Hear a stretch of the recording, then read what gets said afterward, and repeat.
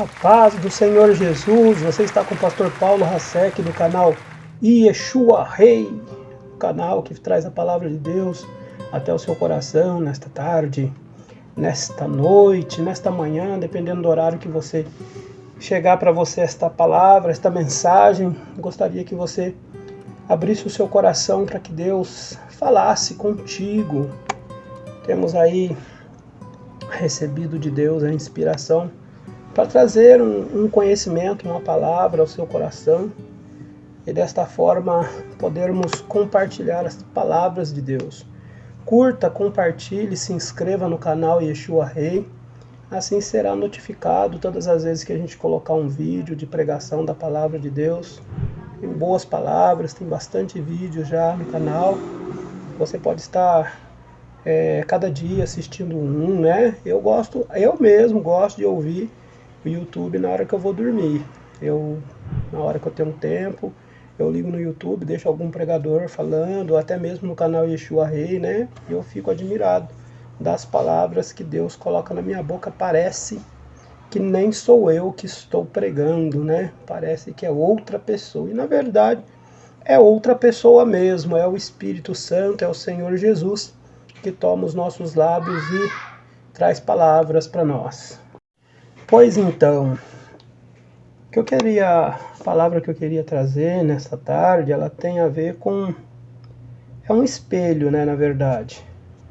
A Bíblia diz que as coisas que aconteceram no passado são sombras das coisas que aconteceriam no futuro. Então, tudo que acontece hoje no mundo, de uma certa forma, já foi espelhado lá atrás na Bíblia e ficou como exemplo do que aconteceu lá atrás, de que hoje seria semelhante, né, da mesma forma que foi lá atrás. Por isso Jesus falava, assim como foi nos dias de Noé, assim como foi nos dias de Ló, né, era uma referência trazendo à memória o que aconteceu lá no passado e aplicando nos dias de hoje. E eu quero pegar uma dessas referências de Jesus.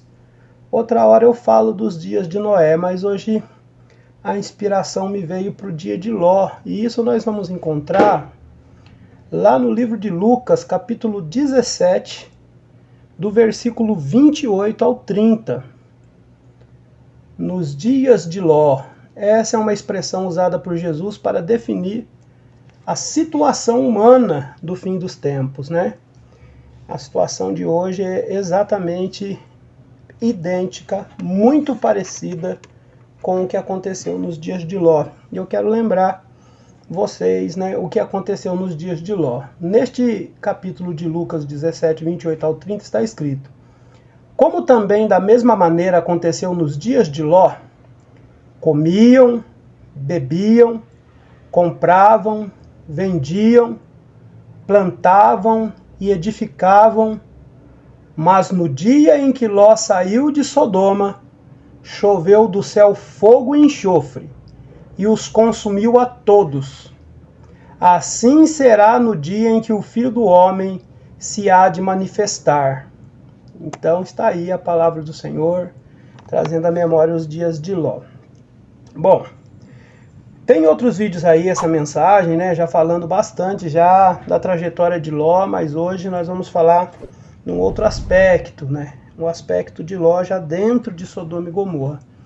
Nós sabemos que ele foi parar em Sodoma e Gomorra por causa de uma escolha segundo seus olhos, que não foi uma escolha boa, né? Ele olhou para as campinas de Sodoma e Gomorra e Abraão disse para ele, escolhe para onde você quer ir.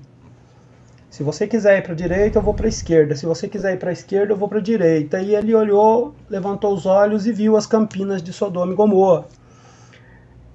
Visualmente ali, ele viu algo bom, porque ele viu uma terra de campinas, de campos, de árvores frutíferas, de rios, de muitas coisas que proporcionavam condições de uma vida estável. Seria fácil conduzir os seus rebanhos para lá, alimentar os seus rebanhos, sustentar os seus filhos numa terra que tem tudo isso. Enquanto Abraão acabou ficando com a parte do deserto de areia e rochas. Mas Deus estava com Abraão e se tornou aí um homem riquíssimo, mesmo tendo ficado com a pior parte, porque a bênção de Deus não está no lugar, a bênção está na pessoa. Onde a pessoa vai, a bênção de Deus vai com a pessoa. Então, Ló, para separar-se do seu tio Abraão, para não ter mais contenda, foi para Sodoma e Gomorra. Ao chegar em Sodoma e Gomorra, os primeiros dias de Ló naquela cidade de Sodoma e Gomorra, consideravelmente, nós podemos dizer que foram dias bons. Porque ele chegou numa cidade que lhe proporcionava tudo, uma cidade que tinha prosperidade, uma cidade que tinha riquezas, uma cidade que tinha comércio, uma cidade que Jesus explicou que era uma cidade que comprava, uma cidade que vendia, era uma cidade onde as pessoas comiam bem, uma cidade onde as pessoas bebiam, quer dizer que existia fartura naquela cidade. As pessoas plantavam, as pessoas edificavam, então quer dizer, era fácil você plantar e colher e prosperar naquele lugar. Então, ao primeiro olhar, Ló está se dando bem, porque ele está num lugar bom. Mas a Bíblia diz que com o passar do tempo, Ló começou a se afligir por causa das palavras das pessoas que habitavam em Sodoma e Gomorra, porque quando ele via e ouvia as duras palavras que as pessoas daquelas cidades falavam. Era um povo que não tinha Deus, era um povo que não conhecia o Senhor Criador, então eles não tinham temor, lá existiam outros deuses, outros tipos de adorações, de imagens, de esculturas que o povo daquela região cultuava, adorava. Existiam deuses sexuais, existiam deuses de pedra, de madeira, existiam outros costumes, e Ló, como servo de Deus, Ló, como sobrinho de Abraão, foi instruído, criado no caminho do Senhor, ele começou a se afligir, porque os costumes daquele lugar não condiziam com os costumes que ele aprendeu com seu tio Abraão. Então ele ficava aflito naquele lugar e pedindo socorro, pedindo ajuda para Deus. A Bíblia diz que com o decorrer do tempo em que Ló habitava naquela cidade, ele já não tinha mais prazer na cidade. É tanto que a Bíblia fala que quando os anjos foram na casa de Ló para tirar ele, a sua esposa e as suas filhas de Sodoma e Gomorra, você deve lembrar do episódio que Abraão recebe 3 anjos na sua casa. Um anjo fica conversando, o anjo do Senhor fica conversando com Abraão, e os outros 2 anjos vão a Sodoma e Gomorra, porque Deus fala para Abraão, vou destruir aquele lugar. Porque o pecado de Sodoma e Gomorra era tão terrível. O pecado, eu vou explicar um pouco mais para frente, eu vou explicar para vocês o que se fazia dentro de Sodoma e Gomorra. Mas o pecado de Sodoma e Gomorra era tão terrível que ele subia como uma fumaça negra perante os céus. E aquela fumaça engrossou.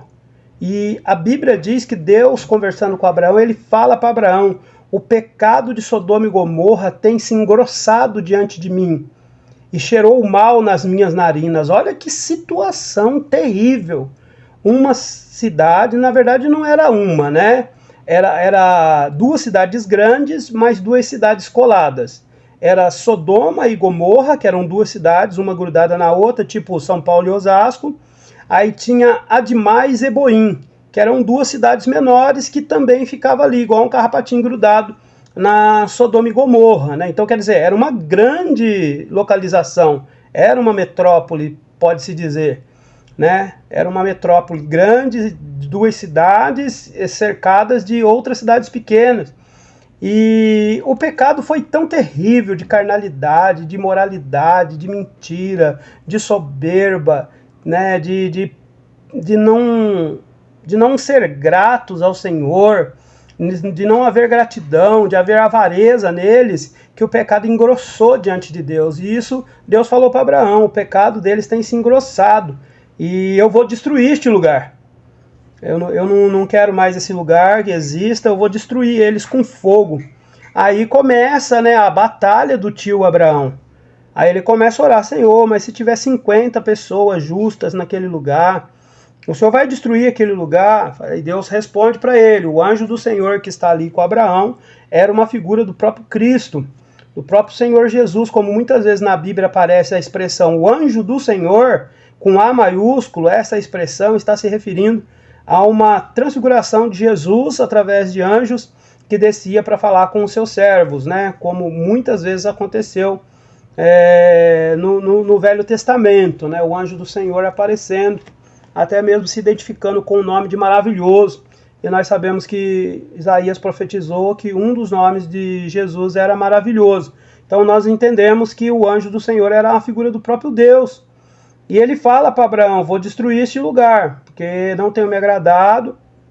Aí, se tiver 40 na cidade, o Senhor vai destruir, Senhor, vai destruir todo esse povo, o justo com o ímpio. Se tiver 40 justos, o Senhor destrói. Fala, se tiver 40 justos, eu não destruo. Mas não tem. Fala, mas e se tiver 30? O Senhor ainda vai destruir esse lugar? Aí ele ficou ali intercedendo, perguntando, conversando com Deus, tentando salvar alguém no meio daquela corrupção toda. Aí a Bíblia fala, mas se tiver 20? Aí ele fala, mais uma vez eu vou me atrever a dizer, Senhor, se tiver 10 justos nessa cidade, o Senhor vai destruir? A Bíblia fala que Deus responde para Abraão e fala, não tem 10 justos naquela cidade. Uma cidade, milhares de pessoas, várias cidades, né? Que, como eu já falei, e não existiam 10 pessoas que agradavam a Deus. E por isso Deus decidiu destruir aquele lugar. Então os dois anjos foram até Sodoma e Gomorra. Ao chegar em Sodoma e Gomorra, típico do mundo, eles estavam em festa, né? Estava tendo tipo um pancadão, um sambão lá, um forró, um show de rock, né? Você imagina do jeito que você quiser ir. Mas estava tendo uma multidão de pessoas na festa, na bagunça, na bebedeira, na orgia. E os anjos passaram pelo meio de toda aquela festa da carnalidade e foram até a casa de Ló. E ao chegar na casa de Ló, a Bíblia diz que os homens da cidade perceberam que aqueles dois homens que passaram pelo meio da festa eram diferentes.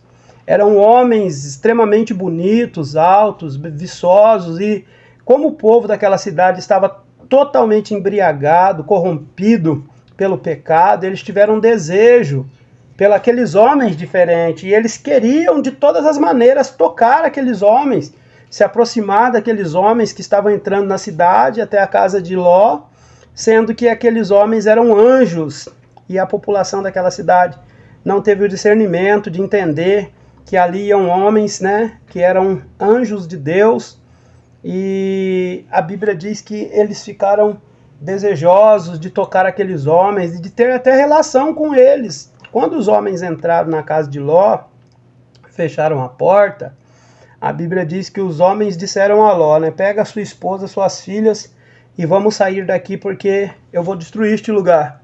A Bíblia diz que enquanto isso, essa conversa acontecia lá dentro da casa de Ló, o povo lá fora ficava gritando, quem são esses homens na sua casa, esses homens bonitos? Tira eles para fora para que nós o conheçamos, para que nós o experimentemos, para que nós o tocamos. Olha só que coisa terrível, né? Aí a Bíblia diz que os anjos de Deus abriram as portas, né? Protegeram Ló, sua família. E Ló intercedendo, falou, olha, eu tenho o desespero, né? Eu tenho 2 filhas, se vocês quiserem fazer mal, faz para minhas filhas, mas não faz mal para estes homens, não. O desespero, né, de ver aquele povo maluco querendo tocar nos anjos de Deus. Ele tentou fazer alguma coisa. Se quiser fazer mal, faz para as minhas filhas, mas não faz para estes homens, não. Os anjos tomaram a frente, protegeram as filhas, protegeram Ló, sua família, e estenderam as mãos. Naquele momento, toda aquela cidade ficou cega às apalpadelas, de maneira que os anjos começaram então a conduzir Ló, sua esposa e suas filhas pelo meio daquela multidão cega e conseguiram sair da cidade. Na porta da cidade os anjos disseram, não pares nesta campina, escapa lá para o alto da montanha e não olhes para trás. Aí Ló levou sua esposa e suas 2 filhas lá para o alto da montanha, e no meio do caminho, né, remoendo, com saudade, com desejo de olhar para trás, porque dar-nos a entender que a mulher de Ló estava bem situada na cidade, Ló é que estava aflito.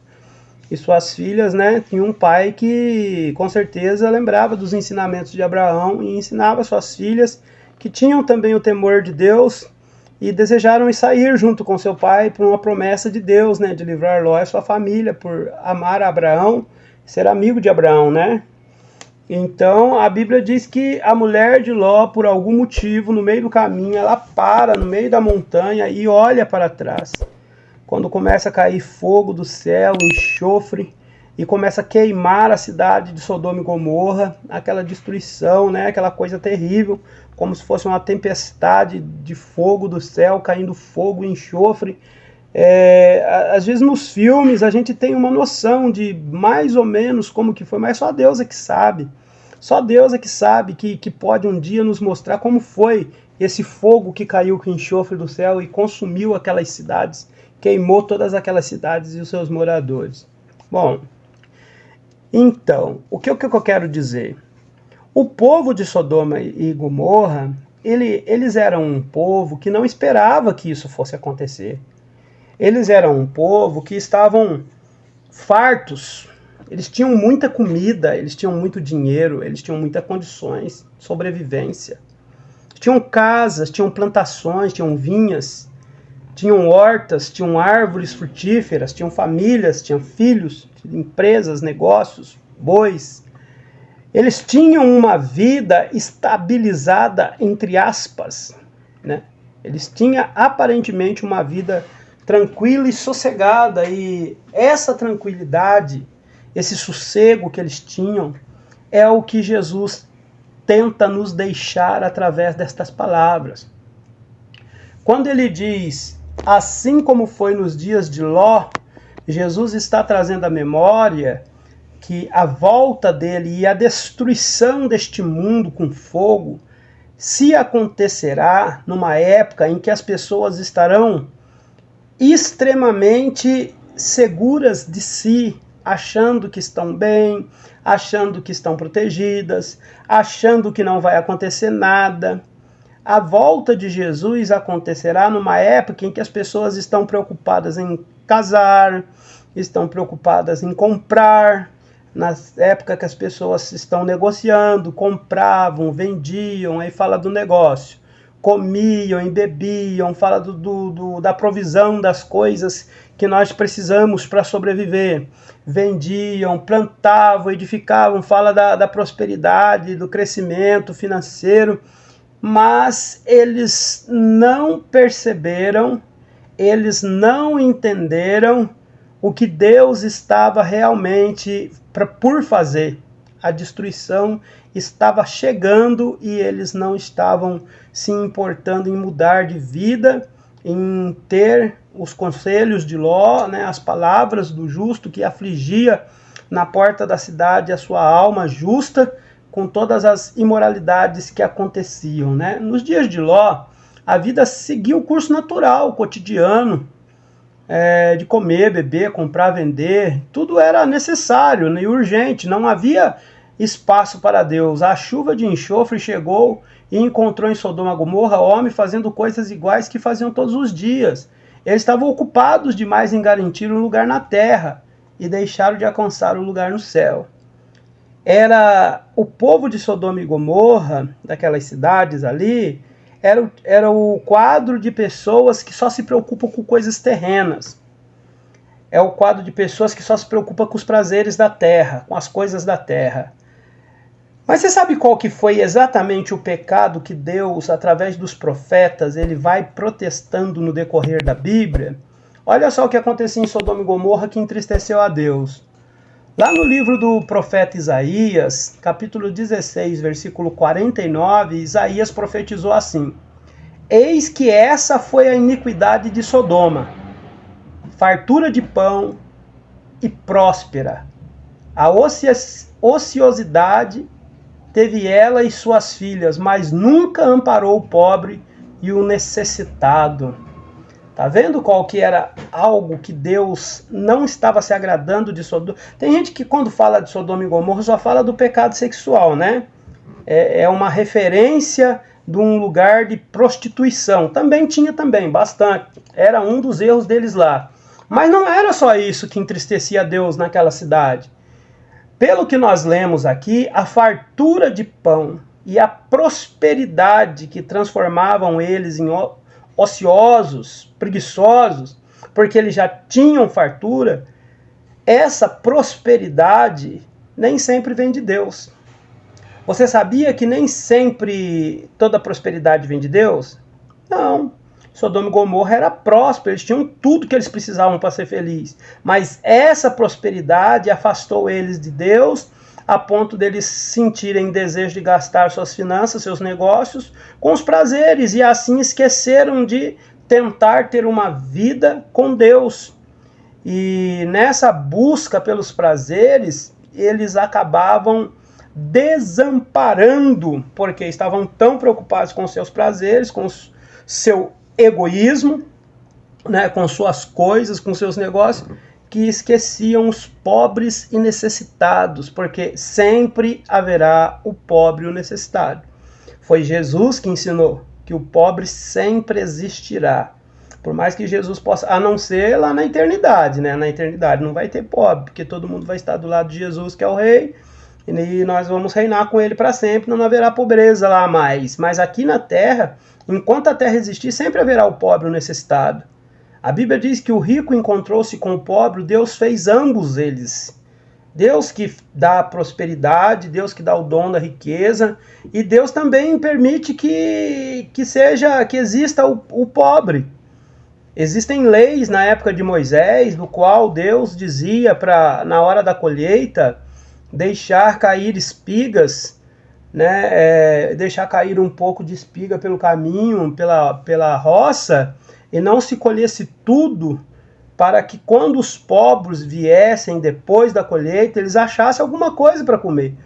Então Deus, ele se preocupa nos mínimos detalhes, até com os pobres. Então aqui na cidade de Sodoma e Gomorra, há muito tempo atrás, Deus já andava entristecido com um povo que não prestava atenção no pobre e no necessitado.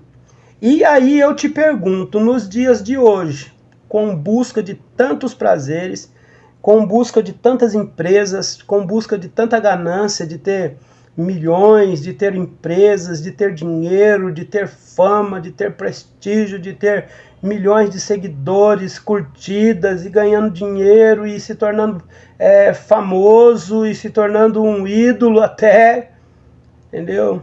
Lembra-se dos pobres e dos necessitados? Então aí já existe algo que entristece o coração de Deus. Esse foi um dos motivos que Deus resolveu queimar aquela cidade com fogo. A falta de amor que existia em Sodoma e Gomorra é igual hoje, gente.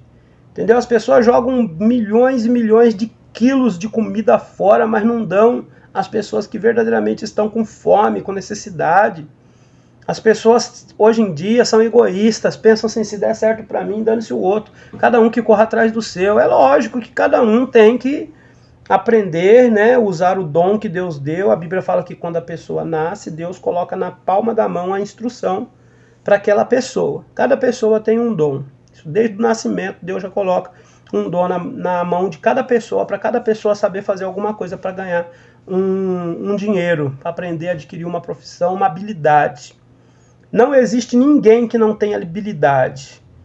Até os cegos conseguem tocar, os surdos conseguem fazer coisas lindas, até os mais famosos do mundo, que não tinham nem mão, conseguiam esculpir, né, fazer quadros. Tem pessoas cegas que fazem, tem até animal que faz quadro, tem até elefante que pinta quadro.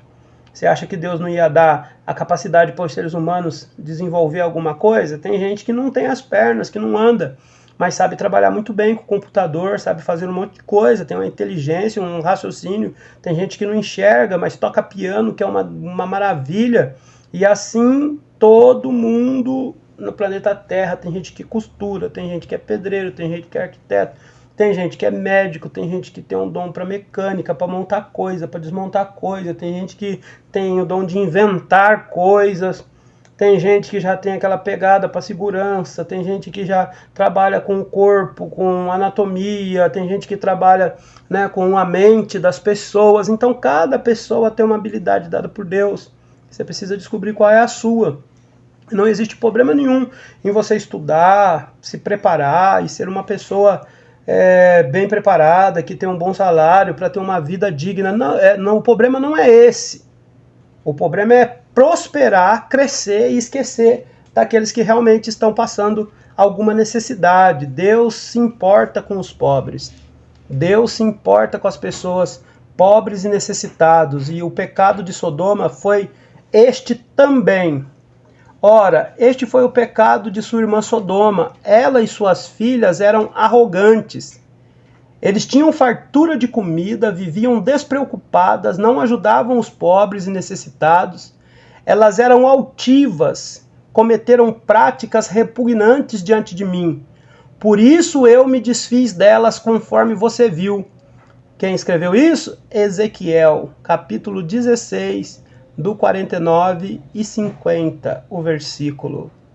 Deus, mais uma vez, em outra época, usando outro atalaia, outro profeta, ele lembra de Sodoma e Gomorra e fala estas palavras que eu acabei.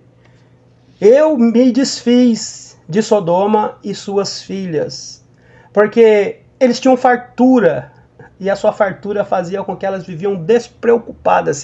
Isso é profecia, gente. Isso é Deus falando. Eles não ajudavam os pobres. Mais uma vez, através de Ezequiel, Deus fala. Eles não ajudavam os pobres, os necessitados. Quer dizer, existia a falta de amor, a maldade e a dureza do coração.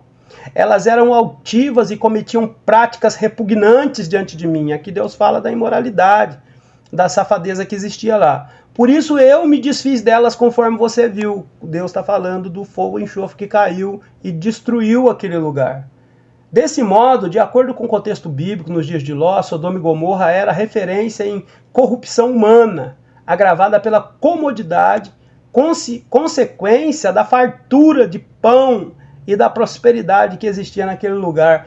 Você está vendo que nem toda prosperidade vem de Deus?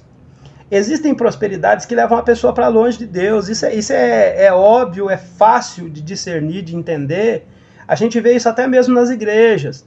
A pessoa está desempregado, está passando uma luta terrível, pastor ora por mim, pastora ora por mim, me ajuda que eu estou na luta, e pede cesta básica, a gente corre, ajuda, se ajunta, vai lá, socorre as pessoas, leva a cesta até na casa da pessoa, estende a mão para a pessoa, chora, pede socorro, porque não tem pão, não tem ovo, não tem água, não tem gás. Aí a igreja se mobiliza, os irmãos sentem, né, aquela compaixão, e vai todo mundo, cada um ajudando de uma forma, e a pessoa vai sendo socorrida, vai sendo ajudada. Aí daqui a pouco vai fazendo campanha, vai orando, vai buscando na igreja. Daqui a pouco Deus abre uma porta. Não estou falando nem de se tornar uma pessoa rica. A pessoa começa a ganhar dinheiro, e aí a pessoa pensa assim, eu vou dar o dízimo nada, vou dar meu dízimo para homem, esquecendo-se que lá atrás quem sustentou ela foi o dízimo da igreja, o dízimo dos irmãos, o dinheiro do suor, né, do trabalho pesado dos irmãos, das irmãs, foi que serviu para comprar cesta, para pagar gasolina, para levar a comida até na casa das pessoas, entregar lá.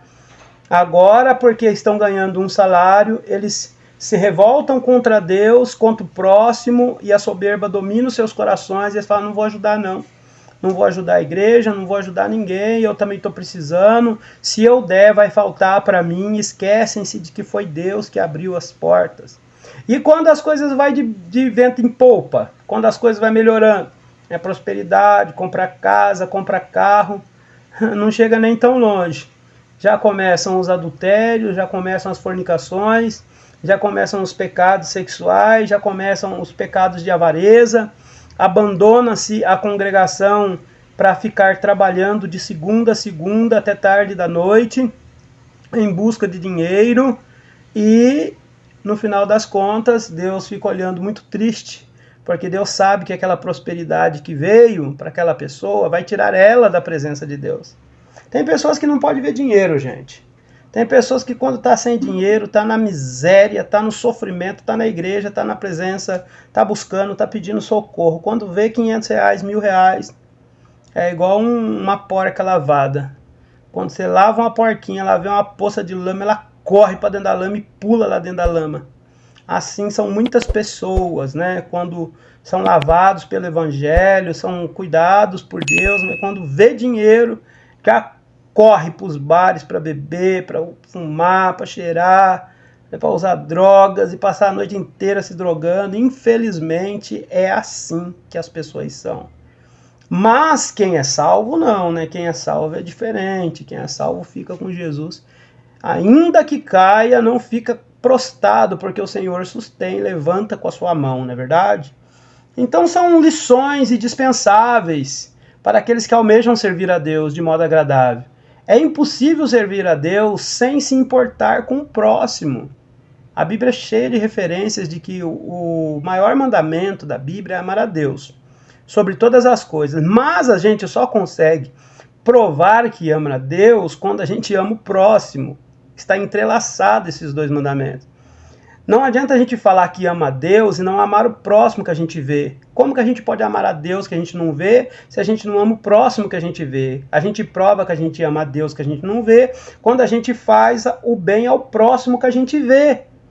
Então, não fazer bem ao próximo é um pecado terrível. Nem sempre o indicativo de bênção nos dias de Ló foi indicado como maldição à prosperidade. A bênção da prosperidade consiste em ser uma bênção para si e também para o próximo. É quando gratidão a Deus é tão vital quanto ao servir o próximo, e este servir não significa dar tudo o que ele pede, mas o que outra pessoa precisa. É assim que se interpreta. Não é porque nós temos que ajudar as pessoas que nós também temos que ficar dando uma bandeja cheia de peixe para as pessoas, mas no momento sim, mas com o tempo a gente dá uma vara, ensina a pescar, ensina a cavar o chão, pegar minhoca, pegar as iscas, né? E pescar também, não adianta só ficar dando comida na boca das pessoas. O amor faz a gente ensinar as pessoas a adquirir recursos para a sobrevivência. Não só sustentar as pessoas que não querem saber de nada. Não é assim que funciona. A gente ensina as pessoas a respeitar a Deus, respeitar o serviço, respeitar os patrões, executar um bom serviço, para seja lá quem for o seu patrão, fazendo com consciência diante de Deus, como se estivesse fazendo para Deus o seu melhor, e assim, quando o salário chega na conta, quando o salário chega na sua mão, ele chega como bênção de Deus. Aí você se lembra da primícia, né, uma oferta de amor ou um dízimo, conforme você queira chamar, você vem até o altar aonde Deus escolheu para você, não é a gente que escolhe, é Deus que escolhe o lugar aonde a gente vai adorar, e você entrega ali diante de Deus, com consciência diante do Senhor, que o seu suor será honrado, será respeitado com carinho, com amor, e servirá para ajudar outras pessoas que têm necessidade. Porque hoje você não está mais na necessidade, mas um dia você já teve. Quem sabe amanhã você possa estar de novo. Então não se exalte contra as igrejas que recebem as doações para ajudar as pessoas, porque depois você mesmo pode estar precisando e a igreja terá o prazer de servir quem sempre serviu ela, né? É interessante perceber isso, me chama a atenção, que passados mais de 4.000 anos, milhares de gerações após os dias de Ló, os homens desta época ainda se assemelham aos homens daquela época. Jesus voltará em um tempo em que a ciência estará avançadíssima, não é o caso de hoje? Jesus vai voltar numa época em que a ciência se multiplicou, a tecnologia terá produzido eventos eficientes e supermodernos, né? A ciência está trazendo condições de sobrevivência para muitas pessoas. Tem muita gente ficando rica através da tecnologia, tem muita gente prosperando através do celular, da internet, dos computadores. As tecnologias é como nos dias de Ló. As pessoas estão tão preocupadas em ganhar dinheiro, em fazer vendas, em plataformas, em sites, em lojas virtuais, em comprar, em vender, em anunciar. Não é igual os dias de Ló? Você que conhece um pouco de internet, que sabe como que funciona a máquina, não é? Plataforma, venda, mercado digital, né? Lojas online, marketplace, feira do rolo, não é um compra e vende o tempo todo, né? O LX, Mercado Livre, Mercado Pago e muitas outras plataformas de venda, né? Na Shopee e muitas outras, né? Eu vou ficar aqui bastante tempo falando de tantas, né? Cada dia vão aparecendo mais plataformas para comprar, vender comida, roupa, carros e qualquer coisa. A vida não é assim. Uma compra e venda o tempo todo das coisas. Então, os homens estavam assim, né? Numa época avançada, tecnologia, vários eventos, né? Super modernos, homens estagnados em seus cotidianos, fazendo todos os dias as mesmas coisas, sem buscar o conhecimento sobre a vontade de Deus. Isso faz com que muitas pessoas... Agora você vai concordar comigo. Os celulares e as redes sociais tem ou não tem tomado o lugar de Deus na sua vida, ou se não na sua vida, na vida das pessoas que você conhece? Tem ou não tem? Seja sincero. Quanto tempo você passa com o celular na mão? Quanto tempo você passa nas redes sociais? Kawaii, Instagram, Facebook, WhatsApp, né, YouTube, Telegram. Quanto tempo você passa nessas plataformas? Quanto tempo você passa assistindo vídeo? Quanto tempo você passa na internet? Não agora, nesse momento que você está ouvindo a santa e poderosa palavra de Deus, mas quanto tempo você passa na presença da internet, esquecendo-se de Deus? Isso é como nos dias de Ló, os homens estavam preocupados só com as coisas do mundo. Quem sabe cada um estará absorto, tão dominado pelo fantástico mundo internetico e tecnológico, que esquecerá de olhar ao redor. O pior, esquecerá de olhar para si mesmo. E a pessoa deixa de orar, a pessoa deixa de fazer um estudo bíblico, a pessoa deixa de ler a palavra de Deus, que embora pareça ser um simples livro, não é. É um livro espiritual, é a boca de Deus falando conosco. Para nós que cremos, o Evangelho é o poder de Deus, é a salvação para todos nós que acreditamos. E assim nós devemos servir o Senhor, né? Não trocar a glória de Deus pelas coisas do mundo. Porque os anos passam, o mundo evolui, os homens permanecem iguais, em necessidades e conflitos, eles continuam a comer, beber, comprar, vender, são coisas corriqueiras, e quem haveria de dizer que mal há em realizar tais coisas, né? Afinal de contas, a vida é assim, né? A gente come, bebe, vende, compra, normal até aí. E para pensar nas coisas do alto, será necessário deixar um pouco as coisas da terra. Colossenses está escrito. Pensai nas coisas que são de cima e não nas coisas que são da terra, porque já estáis mortos e a vossa vida está escondida com Cristo em Deus. Quando Cristo, que é a nossa vida, se manifestar, então também vós vos manifestareis com ele em glória. Mortificai, pois, os vossos membros que estão sobre a terra, que é a fornicação, a impureza, a afeição desordenada, o apetite desordenado, a vil concupiscência e a avareza, que é a idolatria, pelas quais coisas vem a ira de Deus sobre os filhos da desobediência. Colossenses capítulo 3, versículo 2 ao 6. Quais são as coisas da terra? Aqui ele explica, né? Uma pequena explicação. Fornicação, né? Todo mundo já sabe. Fornicação é um pecado sexual, né? É fazer sexo sem ser casado. Isso é o pecado da fornicação. Impureza está relacionado a tudo aquilo que leva você para os desejos da carne que não são conforme os desejos do espírito. A lascívia, né? O desejo dos olhos, né? As malícias, né? Das palavras, das músicas, das pessoas que se seguem na internet, das coisas que se dizem, né? Existe muita impureza nas músicas, nas peças de teatro, nas novelas, nas séries, está cheia de impureza e coisa satânica mesmo, né? Então nós temos aqui a fornicação, que é prática do sexo sem casar, que é uma coisa que traz a ira de Deus, né? Tá falando de homem e mulher, imagina de homem com homem, mulher com mulher. Se fornicar já é pecado de homem com mulher sem casar, imagina de homem com homem, de mulher com mulher. Entra também na impureza, porque isso não é puro diante de Deus, né? Que um homem faça a relação com outro homem ou mulher com outra mulher. Cada um faz o que quer de sua vida, mas a Bíblia não dá esse direito para os salvos. Afeição desordenada, né? O apetite desordenado também, aquelas pessoas que só se preocupam em churrasco, festa, em comelância e bebelância, né? que é o pecado da glutonaria. A vil conscupiscência, né, que aqui quando ele fala vil, ele está falando de algo profano, né, algo desonroso, algo que não é de respeito. Conscupiscência são os desejos da carne. Aí tem os desejos, as conscupiscências dos olhos e tem a conscupiscência da carne. Então, vil conscupiscência, seja a imoralidade dos olhos e a imoralidade da carne.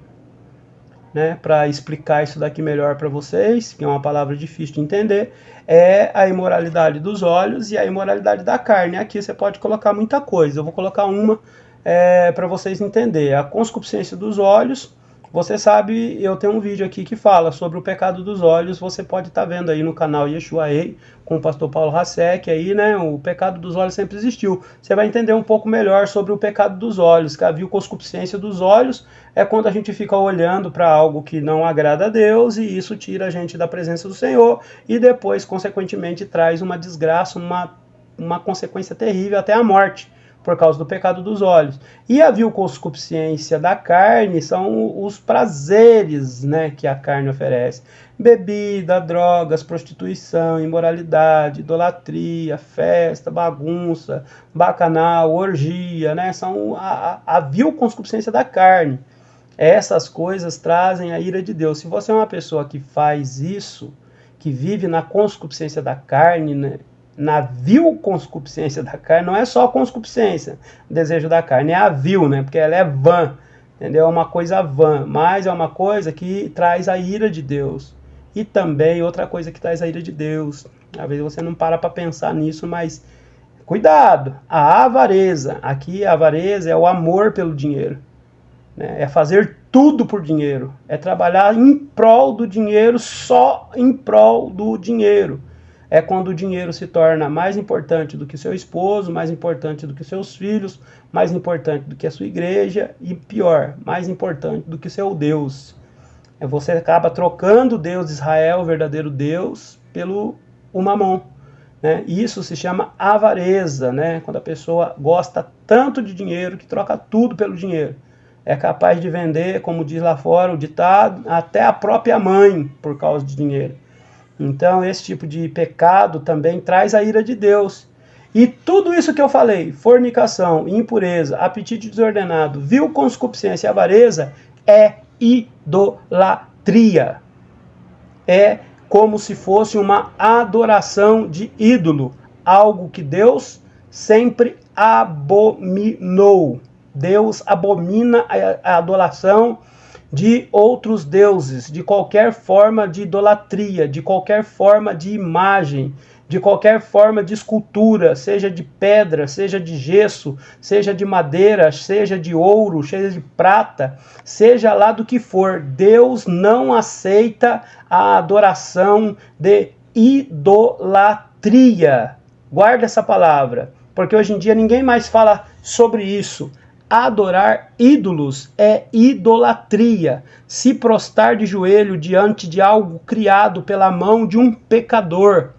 A pessoa vai lá, Jeremias profetizou, vai lá no meio da floresta, corta uma árvore, aí desenha, pega, né, o cepilho, os instrumentos, e vai lá e começa a modelar e faz um deus. E se prostra diante dele e diz: esse aqui é meu Deus, e pinta ele, coloca olhos nele, coloca tudo em cima de um andar, coloca nas costas um monte de gente, sai em procissão levando nas costas a imagem de um homem, a imagem de uma mulher, a imagem de um boi, a imagem de uma serpente, a imagem de uma ave, uma imagem de homens misturado com peixe, de touro misturado com homens, e de monstros misturado, metade monstro, metade homem, ou até mesmo a imagem de bode, a imagem de um malandro, a imagem de uma prostituta, até imagem de pênis, até imagem de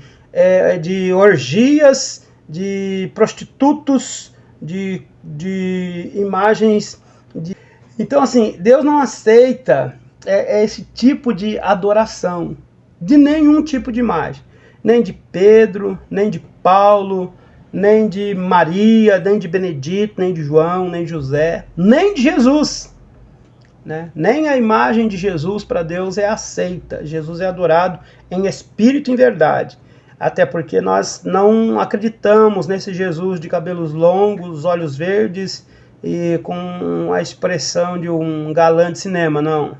Esse não é o Cristo descrito na Bíblia.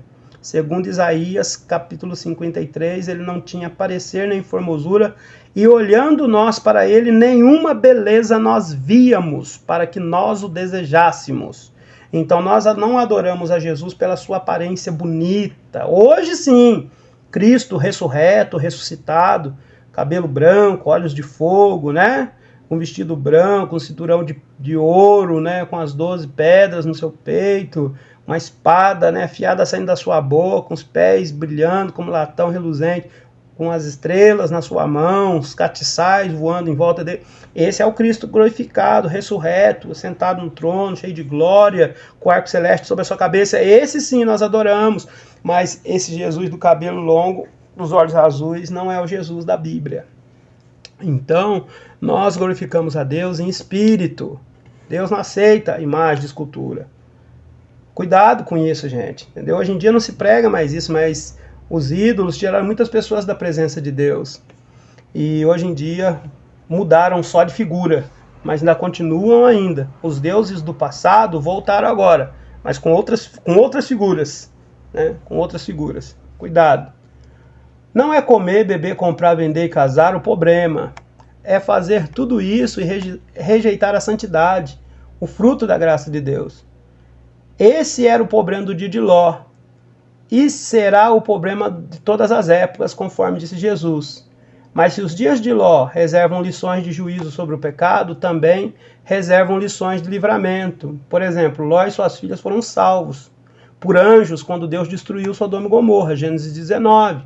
Da mesma forma, os crentes em Cristo serão salvos da destruição que há de vir sobre o mundo e da morte eterna. Glória a Deus por isso, porque Deus está atento. Ele conhece as obras de cada um. E ali no cotidiano, onde se pensa que a vida se segue naturalmente, sua rotina, Deus está agindo de modo sobrenatural, falando ao coração dos homens, na consciência sobre o bem e o mal, do pecado e da justiça. Como estão as nossas vidas? Sem tempo para Deus e para o próximo? Sem tempo para nós mesmos?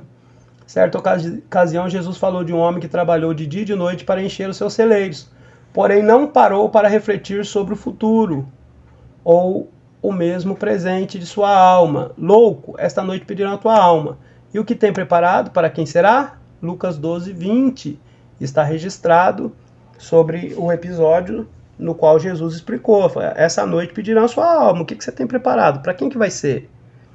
Do que adianta ficar correndo atrás, criando celeiro, construindo, enchendo celeiro, e ajuntando e pensando, quando eu tiver 2, 3, 5, 10 celeiros, eu vou estar bem, aí sim eu vou descansar, eu vou fazer alguma coisa para Deus, agora o meu negócio agora é ganhar, o meu negócio agora é trabalhar, o meu negócio agora é dinheiro. A Bíblia fala, essa noite pedirão a sua alma, e você está preparando o que para quem?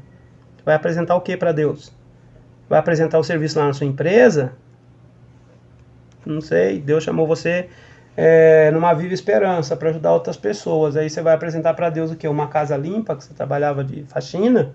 Você vai apresentar para Deus o quê? A sua empresa? O dinheiro que você ganhou lá, para Deus vai servir? É para isso que Cristo morreu? Para você ter uma empresa boa, para você ter muito dinheiro, para você ter vários carros e várias joias? É isso que você pretende apresentar para Deus? Não é a preocupação, o amor ao próximo, o desejo de salvar as pessoas? Ajudar as pessoas a ter um encontro com Cristo, perder um pouco da sua vida para se doar para quem realmente está precisando de você, que foi iluminado pelo Evangelho? Então cuidado, porque essa noite pedirão a sua alma. E aí? Como que vai ser? Nossa salvação independe de nossas obras, mas as obras realizadas por meio da fé revelam tudo o destino das nossas almas. Nós somos salvos pela fé em Cristo, aleluia, é pela fé, pela graça nós somos salvos, né, mediante a fé. Mas as obras que nós fazemos estão escritas nos livros das obras. e um dia será aberto estes livros. Então, não seja como o povo de Sodoma e Gomorra, seja como Ló, que se afligia e não aceitava o que estava acontecendo e pedindo sempre a ajuda de Deus, a ponto de Deus enviar anjos até ele para tirar ele daquele lugar horrível que estava fedendo a narina de Deus. E por causa daquele fedor e por causa daquela corrupção que já fomos aqui falando, né, veio a destruição sobre eles, assim como hoje em dia. Por causa de tudo que acontece no mundo, vai vir a destruição. Jesus falou que o mundo não vai acabar mais com água. Deus prometeu, não foi nem Jesus que falou, Deus prometeu para Noé que não destruiria mais o mundo com água. Embora tem dia aqui em São Paulo que essas chuvas aí desse ano, viu, parece que o mundo ia acabar em água. Mas Deus falou que o mundo não vai acabar mais em água. Né? Mas Pedro profetizou dizendo, os céus passarão com estrépito, estrondo, e os elementos ardendo em chamas se dissolverão. Isso, em outras palavras, para mim é uma grande explosão. Então vai pegar fogo, né? E tem até também profetas que profetizaram, não vai ficar nem raiz nem rama, e vai queimar, né? Vai queimar, tudo vai queimar. Quando essa terra for pegar fogo, aonde é que tu vai morar? Eu vou com Jesus morar. Não vai ficar nem raiz nem ramos. Tá profetizado, gente. É bom a gente prestar atenção nas coisas. Que possamos estar atentos. Jesus voltará e assim como foi no dia de Ló, será naqueles dias. Muitos estarão desapercebidos, imersos em seus afazeres cotidianos e nas coisas da terra. Que não seja assim conosco. E que Deus, em nome do Senhor Jesus Cristo, dê para nós, né, a oportunidade de consertar as nossas vidas e principalmente rejeitar a fornicação, as impurezas, o apetite desordenado, a vil concupiscência dos olhos e da carne, a avareza, que se torna uma idolatria que é abominável e maldição diante de Deus. Que Deus abençoe. Você esteve com o pastor Paulo Hasek. Que Deus abençoe sua vida grandemente em nome de Jesus. Shalom, Donai.